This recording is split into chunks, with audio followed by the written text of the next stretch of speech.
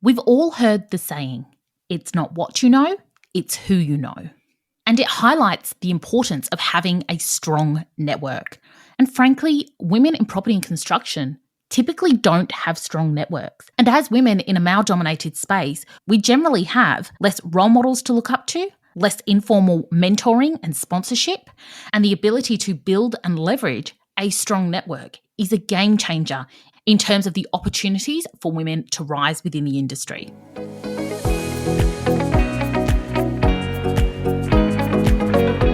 Welcome to the Building Up Women in Property podcast. I'm your host, Rebecca Bangura, and I'm thrilled to have you join us today.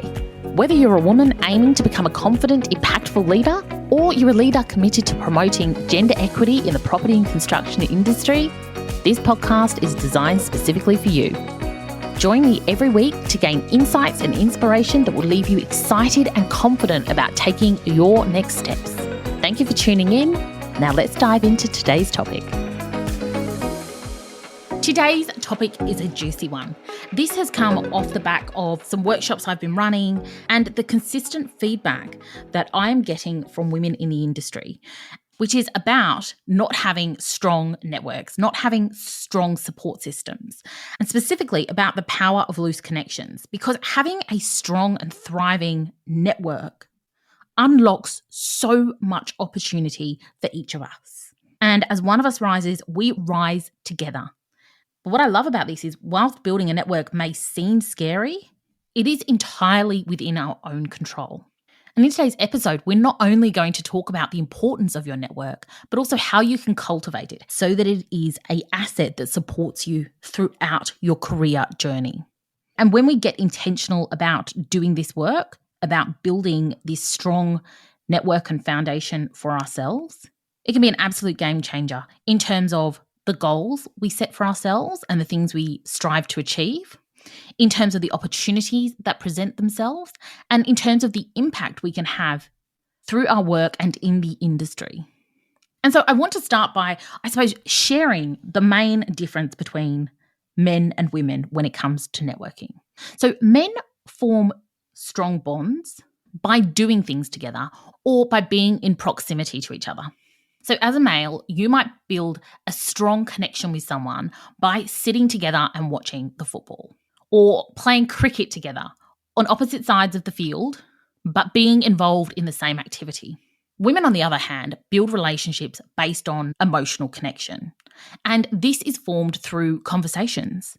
This is about sharing our experiences and our insights and getting to know each other.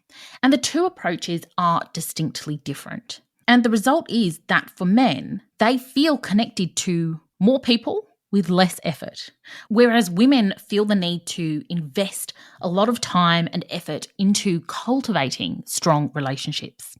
And whilst this deep personal connection that women go for sounds like a good thing, it can also be really limiting, because it means that we get to know people really well and we do what I call friend zoning each other. Right? So we get to know each other, we get to know our personal lives, who we are, what makes us tick. As a result of that deep connection, we start to consider each other as friends. And whilst this idea of strong relationships sounds good, it can actually be incredibly limiting. Because when you think of your network, there are essentially two key elements. The first is your inner circle. These are your friends, your family, your close colleagues. These are the people that are in the trenches with you, who you can confide in. You can effectively let them behind the scenes of your work and of your life. And having a strong inner network is very important, because that is where we gain emotional support from. Now, beyond that, we have what we call the outer circle. And this is full of what I call loose connections. These are more acquaintances. These aren't people that you have frequent contact with. And this outer circle, this group of loose connections, is invaluable, because this loosely knit group don't know us in the same way. They don't have that depth of relationship. They typically have much broader experience and more diverse perspective and ideas. This outer group is usually where you will find opportunities. These are people who have connections beyond your own, and know about job opportunities. And they also perceive you differently to your inner circle. These people likely think of you in a more professional sense. This group of loose connections is where you should be looking if you want to find your next job, if you want to expand your horizons. This is the group that you need to tap into in order to open those doors. And that is a game changer. But here's the clincher. Women do not typically build a network of loose connections. We try and bring everyone into our inner circle because, as I said earlier, we build strong relationships on emotional connections, which means that we never actively cultivate loose connections. And I know that some of you may be wondering, why is it a bad thing to have deeper relationships with people rather than more superficial relationships? We are halfway through the year, and it's the perfect time for a progress check. Are you on track with your goals, or do you feel like you're slipping behind? The good news is there is still time to achieve your goals if you start now. To help you get there, I've created a mid-year check-in guide. This guide will help you clarify your progress, identify what's holding you back, and get you unstuck and laser-focused. With it, you can move forward to create the results you want, so you can have that more fulfilling and rewarding career and life. Head on over to RebeccaBangura.com or find the link in the show notes to get your copy and start moving forward today. And I think the best example of this I can give is if you've ever had a close friend or a family member share something negative with you about their partner. A friend of yours breaks up with a boyfriend and tells you all of the problems that have been going on behind the scenes for years. Now, a few weeks later, they get back together, but you still know all of that negative stuff. You still know all of their dirty laundry. And whilst you can go to events and spend time together and pretend everything is okay, your perception of their partner has shifted. Now, when we think of our careers, the people in our inner circle, they see us day to day. They know the struggles we have. They know our insecurities. They know the problems we have faced. And they are a huge support to us day to day in order to help us work through things. But they still have all of this insight into our lives, and they care about protecting us. They want us to be safe. They want us to be secure.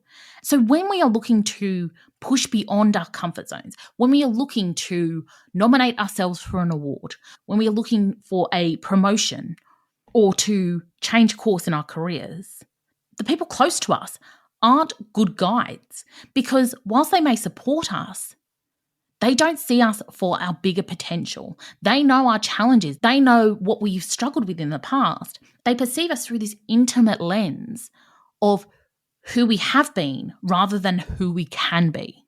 They do it, of course, from a place of kindness and love. But the end result is they don't push us to be bigger than we are now. They do not push us into possibility or discomfort or the unknown. And that keeps us stuck. Whereas loose connections, that outer circle, they don't know any of our drama. They are not invested in our security in the same way. And so they will put us forward for bigger things.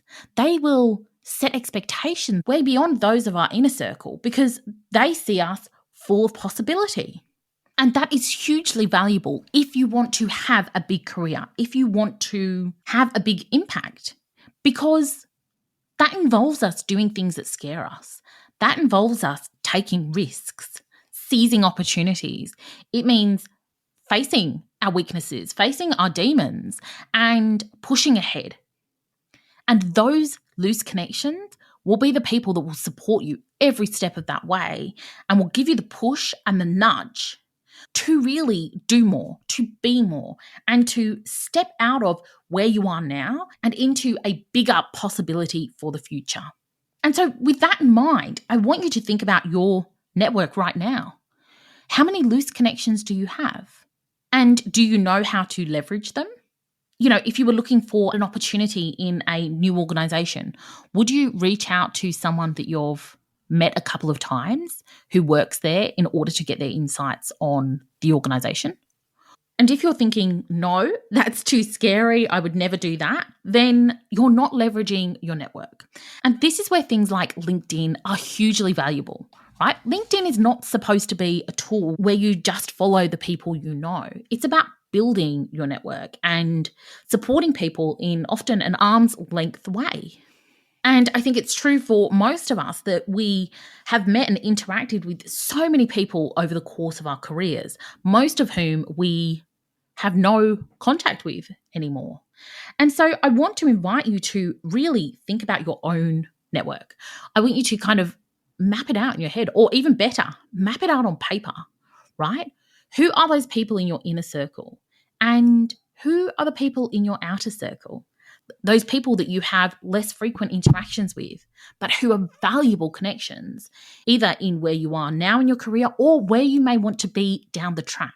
And I want to set you the challenge of reconnecting with intention to those people. Now, this may be picking up the phone, sending an email, sending a connection request on LinkedIn. And I know that this can be really scary. It feels like an ask, but nothing amazing is going to happen in your comfort zone. And again, if you want to have that fulfilling, rewarding career where you are respected and recognized and where you have impact through your work, then you need to be willing to do uncomfortable things. You know, what is the worst thing that happens? The worst thing that happens is they ignore you or they don't connect, in which case the outcome is exactly the same as if you hadn't taken any action to begin with. You haven't lost anything. Yes, you may have felt some discomfort, but the end result is exactly the same. But you have also let in the possibility for forging a great loose connection who can support you through your career. And conversely, you can support them too. This is what is so important about our network. Our networks are supposed to be mutually beneficial relationships.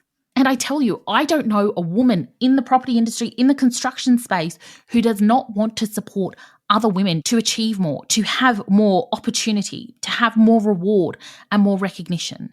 And I think once we acknowledge that we all want the best for each other, then it takes some of the pressure off of reaching out to each other. It allows us to ask questions, to ask for insights or favors or opportunities from each other without needing that strong personal connection. You know, I want to give you an example of this. I had someone reach out to me a couple of weeks ago who was looking at a job in a particular organisation. And she reached out, and again, this is someone I've only met a couple of times. I've probably spent no more than half an hour with them in my entire life. But she reached out and asked me if I knew about this organisation and what my experience had been. And over the course of what was no more than a 10-minute conversation, I was able to give her a lot of insight drawn on a relationship of 20 years with this particular company. Now, it cost me absolutely nothing to do that, but it gave her a much better understanding of the organisation, whether it might be the right cultural fit. That allows her to go into conversations with eyes wide open. And I reflect on this and I think most people I know would be so happy to support other people if only other people asked. And this is why we need to not only kind of cultivate relationships, but we also need to leverage them. We need to know how to step up and ask for a favor, step up and ask for an introduction or an opportunity. Because if you don't ask, you won't get. And a network of loose connections really can open so many doors and give you so many diverse and fresh perspectives. And so, as I said before, I really want you to go away from today's episode and map out your network and think about how you can strengthen those loose connections, knowing that this network, this web of people in the industry are there to support you throughout your career journey. And in doing so, we get to forge a community of women who are working towards the same things, who are working towards a more inclusive and diverse and supportive industry for women. You know, and my hope is that over time, we will be able to rival the old boys club and have this incredible community of like-minded women who are there to support each other and help each other rise. But it all starts with each and every one of us stepping out of our comfort zone and intentionally cultivating and leveraging our own networks. Thank you as always for being here, and I look forward to seeing you in the next episode of Building Up Women in Property.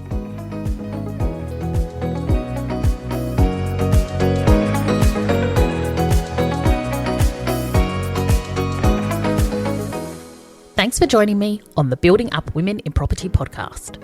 If you're listening on Apple Podcast or Spotify, I'd love for you to take a moment and review the show if you found it helpful, or share it with a few friends.